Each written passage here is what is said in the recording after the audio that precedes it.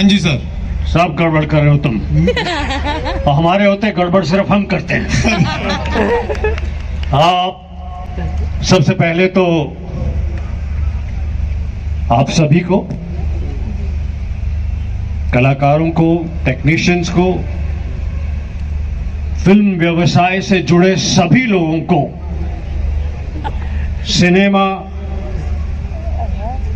मनोरंजन के लिए बनाया जाता है।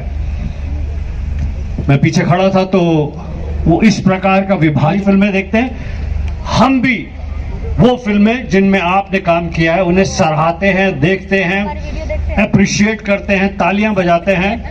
तो इस प्रयास से ये अवार्ड आज यहां हो रहा है।